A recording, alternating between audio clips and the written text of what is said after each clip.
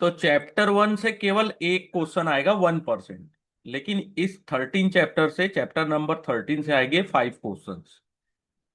Means 100 number में 5% जो question है वो quality of good research report से आएगी। तो चैप्टर 1 अगर आपको अच्छे से समझ में आया होगा, तब आप चैप्टर 13 को भी डिटेल में समझ पाएंगे, या दोनों का कोरिलेशन है। ठीक है। तो quality of good research report means अपने को क्या पसंद आता है मार्केट में, कि कोई चीज बहुत अच्छी है, कोई रिपोर्ट आपको दूं और जो आपको खुद ही नहीं समझ में आ रहा है। ठीक है। तो क्या आप उसे गुड रिसर्च रिपोर्ट मानेंगे? नहीं। ठीक है। चेकलिस्ट क्या होती है? Checklist based approach of writing research report, लिखना कैसे, क्या चीजें आनी चाहिए उसमें। ठीक है। और रिसर्च रिपोर्ट क्या होता है, इसके बारे में अपन चैप्टर 13 में देखेंगे। बहुत छोटा सा चैप्टर है। ठीक है। और नेक्स्ट जो क्लास अपन लेंगे वो मंडे को होगी, मंडे टू फ्राइडे चलेगा। ठीक है। 2 चैप्टर है, 6 नंबर तो पक्के हैं। 6, चैप्टर 1 से 1, यहां से 5, टोटल हो गए 6 नंबर। तो आपको 2 चैप्टर की तो ऐसी तैयारी करनी है कि इसमें इन 2 चैप्टर से कोई गलती नहीं होनी चाहिए। ऐसा इसलिए बोल रहा हूं क्योंकि एक एक नंबर भी बहुत इंपॉर्टेंट होता है, एक नंबर भी बहुत इंपॉर्टेंट होता है। और इन सब चैप्टर से अगर आप मिस्टेक करते हैं तो प्रोबेबिलिटी कम हो जाती है अच्छे स्कोर करने की। ठीक है। अभी तक मेरे जितने स्टूडेंट्स हैं उनमें से एक स्टूडेंट ने 72 स्कोर किया था। एमबीए फाइनेंस के स्टूडेंट थे वो। ठीक है। तो आप लोग, मैं आशा करता हूं कि 72 को क्रॉस करो। अब तो और इजी हो गया है, टेक्निकल एनालिसिस को ऐड कर दिया गया है। मुझे तो खूब, यानी कि एक सिलेबस चेंज हुआ तो शुरू में मुझे लगा था कि ज्यादा डिफिकल्टी होगी। लेकिन जब टेक्निकल जुड़ गया तो मुझे नहीं लगता कि ज्यादा डिफिकल्ट होना चाहिए, क्योंकि एनी हाउ कुछ ना कुछ अपन उसके बारे में जानते हैं। लेकिन केस स्टडी किस टाइप के आएगा वो देखा जाएगा। चलिए स्टार्ट करते हैं। Quality of good research report क्या है? रिसर्च रिपोर्ट जो होता है वो मल्टीपर्पज डॉक्यूमेंट होता है, ये हमेशा याद रखिएगा, एक एक लाइन इंपॉर्टेंट है। कहीं से भी क्वेश्चन पूछ सकता है। ठीक है। Present an investment idea. एक रिसर्च रिपोर्ट से क्या समझ में आता है कि इन्वेस्टमेंट आइडिया, मार्केट का पर्सपेक्टिव क्या है, डिटेल कंपनी एनालिसिस। ठीक है। ठीक है। All the research analyst have access more or less the same information. Means as a research analyst आप क्या इंफॉर्मेशन देखते हो, मोर और लेस क्या देखते हो? मैक्सिमम एनुअल रिपोर्ट, कंपनी की क्वार्टरली रिपोर्ट्स। ठीक है।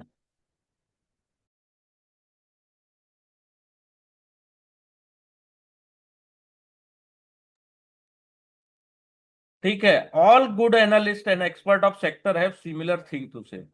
ठीक है। सभी का कुछ ना कुछ सिमिलर है, एनुअल रिपोर्ट देखते हैं, क्वार्टरली रिपोर्ट देख लिए, कुछ ना कुछ सब सिमिलर ही होता है। लेकिन अपन को कैसे पता चलेगा कौन सा बेस्ट है? ठीक है। Research analyst make a difference. कैसे डिफरेंस बनाते हैं? कि वो अपने व्यू को कैसे प्रेजेंट कर रहे हैं, कंक्लूजन क्या दे रहे हैं, क्या रिकमेंडेशंस दे रहे हैं। ठीक है। Communication aspect of analyst job is important as analysis. आपकी कम्युनिकेशन भी अच्छी होनी चाहिए। ठीक है। आपकी कम्युनिकेशन भी अच्छी होनी चाहिए। एनालिसिस के अलावा आप एनालिसिस अच्छी कर ले रहे हो लेकिन आप अपनी बात को प्रॉपर कम्युनिकेट नहीं कर पा रहे हो, तो भी थोड़ा सा दिक्कत है। ठीक है। और कम्युनिकेशन में क्या है, of which writing research report is the one. आप लिख रहे हो बहुत अच्छा लिख। ठीक है। सिंपल। राइटिंग रिसर्च रिपोर्ट हमेशा लिखित होता है ना कागजों में, to extend a creative process है ये। राइटिंग लिखना, एक रिसर्च रिपोर्ट लिखना भी एक क्रिएटिव है। क्रिएटिविटी का मतलब क्या होगा? कि how one structure the report. Structure, report को स्ट्रक्चर कैसे कर रहे हो, कैसे कम्युनिकेट कर रहे हो मैसेज को। ठीक है। What a analyst does is to take a lot of financial information, ठीक है, और कैसा इंफॉर्मेशन आपको फाइनेंशियल इंफॉर्मेशन देना है जो अंडरस्टेबल हो। अब मैं आपको पढ़ा रहा हूं और आपको भी कुछ समझ नहीं आ रहा है तो मतलब क्या हुआ, वैसी फाइनेंशियल इंफॉर्मेशन जो प्रॉपर सिंपल लैंग्वेज में समझी जा सके, ठीक है। तो क्वालिटी क्या होती है गुड रिसर्च रिपोर्ट की? Clarity of idea, simplicity of delivery, presenting the argument जो आप कर रहे हो क्लियरली होना चाहिए, नरेटिव स्ट्रक्चर होना चाहिए, ठीक है। Create customise report according to reader types, ठीक है। रीडर्स के टाइप के अकॉर्डिंग, आप रिटेलर्स हैं उनको आप बहुत ज्यादा hi fi technical language use कर रहे हो तो उनको कुछ समझ नहीं आएगा, ठीक है। तो writing a good research report में क्या क्या चीजें होती है ये लाइन याद रखिएगा, प्लानिंग, ड्राफ्टिंग एंड एडिटिंग। ये क्वेश्चन आ सकता है। Writing a good research report में अपन तीन काम करते हैं, प्लानिंग, ड्राफ्टिंग एंड एडिटिंग। तो क्वेश्चन ऐसे आता है कि विच इज नॉट, ठीक है, राइट, अगर आप गुड एक रिसर्च रिपोर्ट लिखते हो तो क्या काम नहीं करते हो? तो चार ऑप्शन आएंगे, प्लानिंग, ड्राफ्टिंग, एडिटिंग, और चौथा ऑप्शन जो होगा वो आपका राइट आंसर होगा। तो देखो विच इज इजी है, विच इज नॉट वो ज्यादा थोड़ा सा डिफिकल्ट हो जाता है, ठीक है। तो तीन स्टेप है, प्लान करना, ड्राफ्ट करना और एडिट करना, ठीक है। जैसे अपन रील या कंटेंट बनाते हैं तो पहले प्लानिंग करते हैं, कुछ कहानियां लिखते हैं, वो यानी कि वीडियो बना लेते हैं, फिर एडिट करते हैं। सेम समझाने के तौर पे मैं आपको ये सब बता रहा हूँ, ठीक है। कंपनी का बिजनेस क्या है, जैसे आप क्या करना है, मेजर सेक्शन ऑफ रिपोर्ट में क्या क्या इंक्लूड होता है, कंपनी का बिजनेस क्या है। जैसे आपने रिसर्च रिपोर्ट दिया तो स्टार्टिंग होता है कि कंपनी की बिजनेस क्या कर रही है। Peer group analysis, share holder pattern क्या है, की स्ट्रेंथ क्या है, की कंसर्न क्या है। स्ट्रेंथ मीन ताकत क्या है, कंसर्न मीन्स कि क्या आने वाले टाइम में कंपनीज को पॉजिटिव निगेटिव क्या इफेक्ट पड़ सकता है या कहाँ पे उनको ज्यादा ध्यान देना चाहिए। कंपनी का फंडामेंटल क्या है, ठीक है, ओवरव्यू क्या है। और writing process has to be plan as to how each section will be approach and assign a deadline to each, ठीक है। और एक चीज हमेशा याद रखिएगा, जब भी आप रिपोर्ट लिखते हैं, to be written and workload shall be higher, कब होता है, जब आपको बहुत सारी रिपोर्ट लिखनी है और वर्कलोड आपके पास बहुत हाई है। कब होता है ऐसा? Nearly quarterly result season. जब भी क्वार्टरली रिजल्ट आता है तो देखिएगा आप टीवी, न्यूज़पेपर, दुनिया चारों तरफ आपको एक ही चीज मिलेगा, बाय सेल बाय सेल, ठीक है। कोई बोल रहा है बाय कर लो, कोई सेल कर दो, कोई अपनी रिपोर्ट बता रहा है, कोई कुछ बता रहा है। तो वहीं से है ये उसका संबंध, लेकिन कोई अपनी रिसर्च रिपोर्ट फ्री में नहीं देता है, ठीक है। बहुत आजकल तो मिलने लगा है। तो आपके ऊपर है। तो ज्यादा लोड कब होता है रिसर्च एनालिस्ट के पास? जब क्वार्टरली रिजल्ट का सीजन पास में है। ठीक है। और it is important to maintain high level of discipline. आपके पास आप अगर रात भर जग नहीं सकते या डिसिप्लिन में नहीं हो तो आप एज अ रिसर्च एनालिस्ट बहुत अच्छा नहीं कर सकते। क्यों? डिले करोगे तो क्या होगा, आपके वर्क में इफेक्ट पड़ेगा। आप रिसर्च रिपोर्ट आपको देना है टाइमली, आप दे रहे हो एक हफ्ते बाद, तो टाइम और टाइमिंग आपको पता ही होगी कि मार्केट में कितनी इंपॉर्टेंट है। तो डिले नहीं करना है, डिसिप्लिन रहोगे तो डिले नहीं होगा, ठीक है। वन डन विथ प्लानिंग, अगर आपने प्लानिंग कर ली है तो आप स्टार्ट कर सकते हैं इस सेक्शन से, जो ये सेक्शन मैंने बात किया उसके बारे में आप लिखिए। Each organisation has template of its own, ठीक है, उसकी प्री डिफाइंड स्ट्रक्चर में, ठीक है। तो और एक इंपॉर्टेंट है, जो भी आपने सेक्शन सेलेक्ट किया है ऑफ अ रिसर्च रिपोर्ट वो फैक्ट बेस होना चाहिए। फैक्ट मीन्स जो असलियत है, ठीक है। Therefore, filling them is more of copy paste function, but certain important section require understanding of business through communication with management। जो अपन ने मैनेजमेंट से लास्ट कल की क्लास में अपन ने बात किया था ना कि अपने को अंडरस्टैंड करना है अगर बिजनेस, तो अपन क्या करते हैं, कम्युनिकेट करते हैं मैनेजमेंट से। मैनेजमेंट मीन्स कोई भी हो सकता है उसको, ठीक है। तो देखो, फैक्ट बेस्ड होता है, कोई कहानी नहीं लिखनी, कोई झूठ नहीं लिखना है, वहां पे फैक्ट होना चाहिए। Communication excluded from the research report. ठीक है, जो आपने बात की है, देखो यहाँ पे ये ब्लैक में लिखा हुआ है, जो कम्युनिकेशन आपने की है वह एक्सक्लूड होना चाहिए। रिसर्च रिपोर्ट में आपने जो बात की उसको इंटरव्यू जैसा लिखना नहीं है वहां पे। ठीक है। और कौन से कम्युनिकेशन नहीं लिखना है, डस नॉट इंक्लूड, तो क्या है? Comment on general trend in security market. आपने सिक्योरिटी मार्केट के बारे में अगर कुछ कमेंट्स अगर मैनेजमेंट करता है उसके बारे में। Discussion on broad based indices, indices के बारे में कुछ डिस्कस हुआ है। इकोनॉमिक पॉलिटिकल या मार्केट कंडीशन के बारे में अगर कोई कमेंट्री है तो। ठीक है। पीरियोडिक रिपोर्ट और other communication prepare for unit holder of mutual fund, alternative investment for और client of portfolio manager and investment adviser. ठीक है। Internal communication. ठीक है। Communication that constitute that offer or prospectus that are circulated as per regulation made by SEBI। तो ये सब include नहीं करना है। ठीक है। Technical analysis, static statical summary of financial data of the company, ये technical analysis relating to demand and supply in sector of the index. देखो ये ऐड किया गया इस बार, ये जो है ना, ये जो बॉक्स है, इसको याद रखना, इसको इस बार ऐड किया गया, इससे पहले ये नहीं था थोड़ा बहुत। ठीक है। Any other communication which SEBI में specify from time to time. Fact based section, fact based section in research report, ये क्या क्या है? Peer group analysis, share holder pattern, company fundamental, key financial indicator and finance. Source of information कहां से है? Annual report, quarterly report या calculation से। ठीक है। तो ये बहुत छोटा सा प्यारा सा चैप्टर है। View based section in research, company का बिजनेस क्या है, स्ट्रेंथ क्या है, कंसर्न क्या है, इंडस्ट्री ओवरव्यू क्या है। तो पहला क्या था? Fact based. फैक्ट बेस्ड में क्या क्या आया? Annual report, quarterly report and calculation.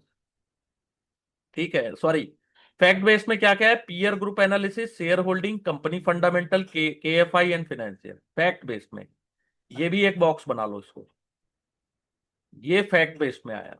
View based section में क्या क्या आया? View based section in research report में क्या आएगा? कंपनी का बिजनेस क्या है, स्ट्रेंथ क्या है, कंसर्न क्या है, इंडस्ट्री ओवरव्यू क्या है। ठीक है। तो पूछ सकता है कि which is not fact based section in research report, या which is not view based section in research report, या विच इज। ठीक है, इस टाइप से यहां से एक क्वेश्चन बन सकता है। ठीक है। सोर्स ऑफ इंफॉर्मेशन के बारे में। ठीक है।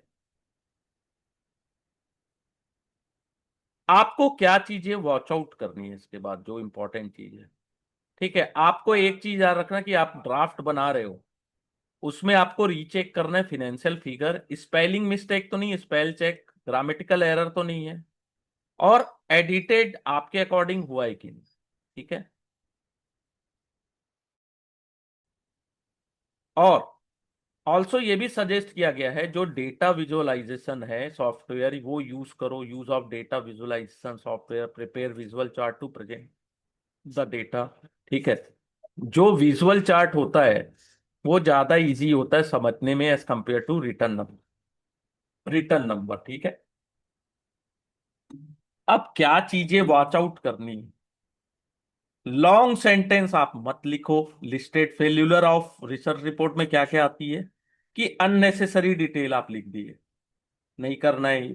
लॉन्ग सेंटेंस नहीं लिखना है। प्रॉपर स्ट्रक्चर नहीं है तो भी गलत है। इनकंसिस्टेंट व्यू नहीं होना चाहिए, कॉम्प्लेक्स लैंग्वेज नहीं होना चाहिए। ठीक है, ये चीजों का ध्यान रखना है, क्योंकि बहुत सारे रिपोर्ट्स आते हैं। एक कंपनी का रिपोर्ट गूगल करके देख लो आप, एआई यूज करते तो एआई में देख लो कितनी रिपोर्ट्स आती है। ठीक है। तो कुछ क्या होती है, कुछ ही रिपोर्ट को अटेंशन मिलता है, बाकी फेल क्यों हो जाओ। उसका ये रीजन है, 5 रीजन, 1 2 3 4 5, इसमें से कोई रीजन आपको समझना है तो मुझसे आप दोबारा पूछ सकते हो। ठीक है। अननेसेसरी डिटेल तो आपको भी नहीं पसंद आएगा कि मैं क्लास ले रहा हूं और फालतू की बातें करूंगा मार्केट के बारे में, या कहानियां बताऊं दूसरी जगह की, तो आपको लगेगा ये क्लास बोरिंग है। तो अननेसेसरी डिटेल हो गया। लॉन्ग सेंटेंस ज्यादा लंबा पढ़ा दिया, ठीक है। इनकंसिस्टेंट व्यू मीन्स कुछ भी पढ़ा रहा हूं तो भी, कॉम्प्लेक्स लैंग्वेज हुआ तो भी, ठीक है। तो ये चीज का ध्यान रखना है। ओके। रेटिंग, यहां से देखो कई बार क्वेश्चन आता है, रेटिंग कन्वेंशंस, ठीक है। फिनेंशियल मार्केट में वाइल रेटिंग स्टॉक कैसे होता है, या तो आप बोलोगे कि बाय करना है तो उसको ओवरवेट बोलोगे, ठीक है, ठीक है। Buy, hold, underweight and sell, यहां से भी क्वेश्चन आता है, ठीक है। ओवरवेट किसको बोलते हैं, अंडरवेट किसको बोलते हैं, यहां से क्वेश्चन पूछा जाता है। तो आपको पता होना चाहिए कि ओवरवेट अंडरवेट क्या है। तो इसको थोड़ा डिटेल में देखते हैं, ठीक है। तो पहला चीज, बाय का इंडिकेशन क्या है। बाय का मतलब क्या होता है कि आप बाय में indicate a expectation that stock will deliver more than 10% return over the next 12 month. तो ये बाय का इंडिकेशन है। ओके। यहां से क्वेश्चन आता ही है, मैं मुझे याद है यहां से क्वेश्चन आता है।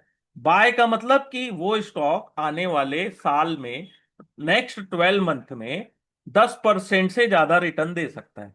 होल्ड का मतलब क्या होता है, indicate that stock return is expected to range between -10 and 10। 10 -10 भी जा सकता है और 10 भी जा सकता है, +10 भी हो सकता है ओवर द नेक्स्ट 12 मंथ, ठीक है।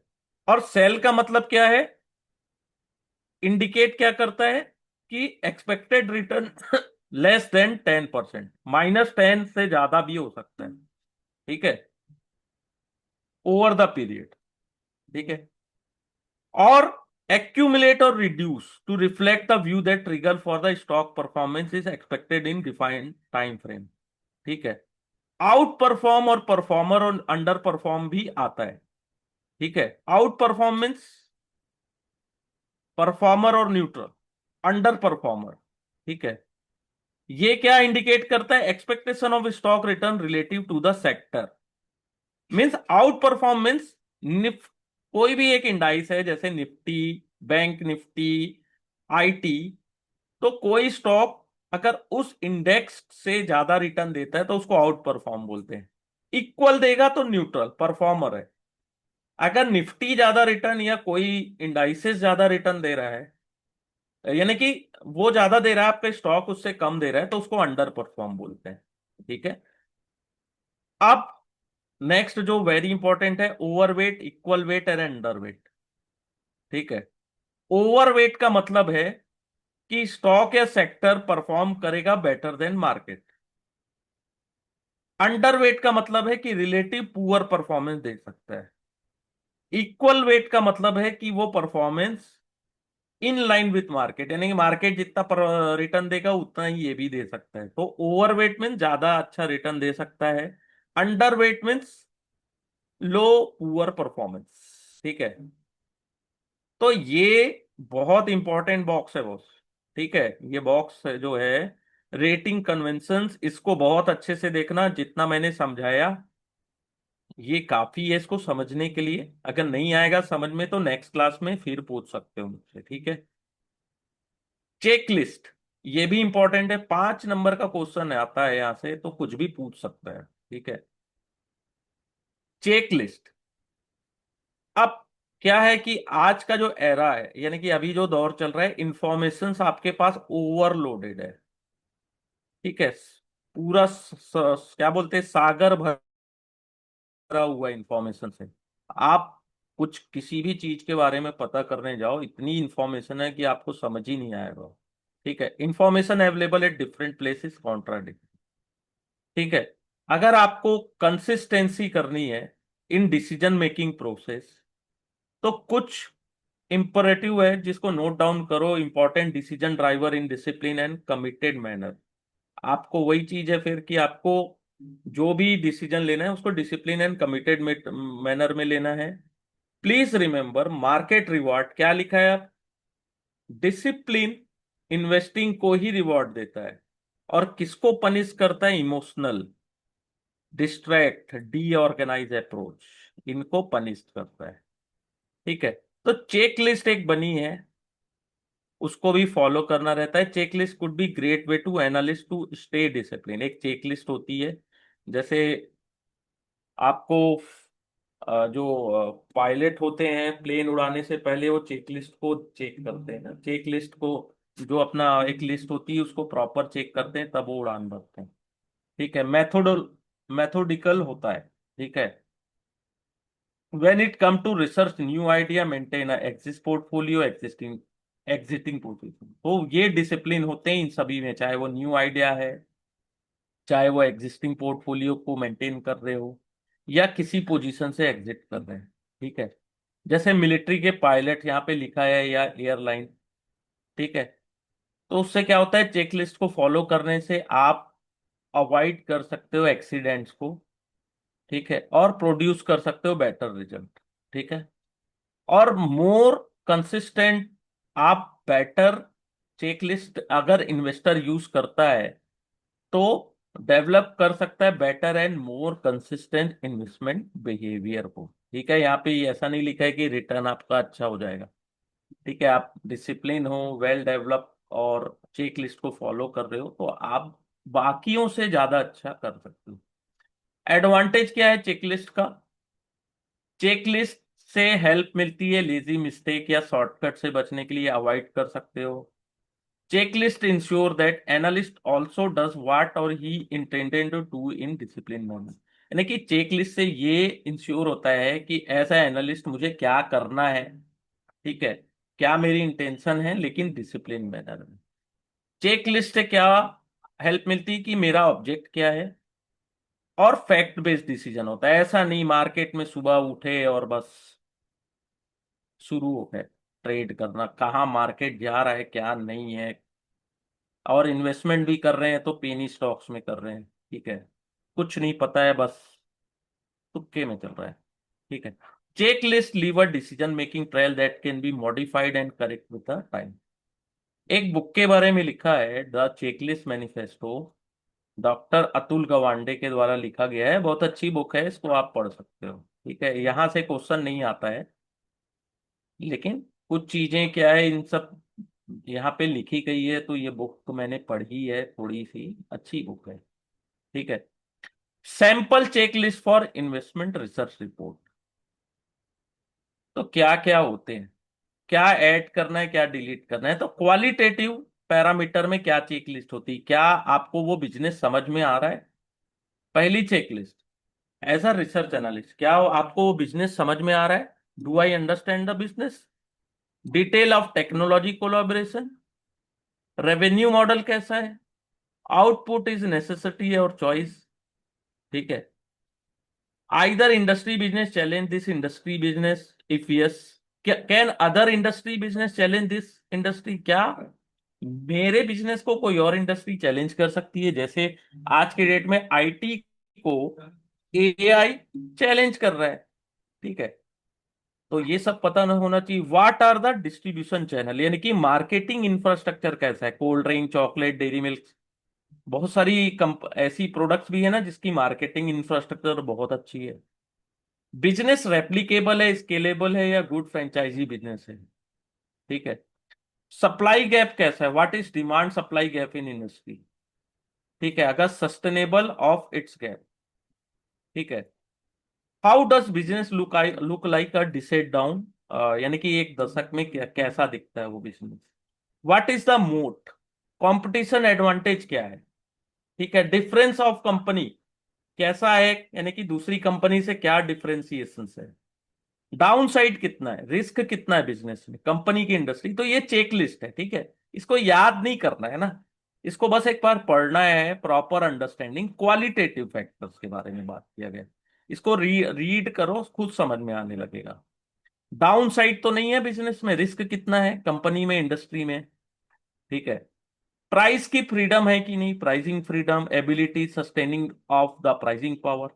ठीक है, क्वालिटी ऑफ मैनेजमेंट कैसा है, एबल है, ऑनेस्ट है, और गुड इंटीग्रिटी है कि नहीं। प्रमोटर के स्टेक कैसे हैं, बाय बैक हुआ है क्या कंपनी में लास्ट 3 ईयर में। कॉर्पोरेट गवर्नेंस की रिपोर्ट कैसी है। ठीक है, कॉर्पोरेट गवर्नेंस रिपोर्ट, जो कॉर्पोरेट गवर्नेंस अगर फेल होता है ना, तो सबसे बड़ा इंडिकेशन देता है कुछ कि कुछ खराब चल रहा है, या बहुत अच्छा कॉर्पोरेट गवर्नेंस है तो भी अच्छा है, लेकिन जब फेल होती है ना कॉर्पोरेट गवर्नेंस, तो आपको बहुत बड़ा इंडिकेशन देता है। शेयर होल्डिंग पैटर्न कैसा है, share holding pattern last 5 years में कैसा था, टॉप शेयर होल्डर्स कैसे, कितने कौन है, और उनकी परसेंट शेयर होल्डिंग कितना है, क्या है। फिर कैटलिस्ट क्या है बिजनेस में, ठीक है। वीकनेस क्या है, SWOT, strength, weakness, opportunity and threat, ठीक है। ये सब चीजों को एक बार रीड करना, ट्रस्ट मी, इसको अपन बहुत डिटेल में पढ़ेंगे, ठीक है।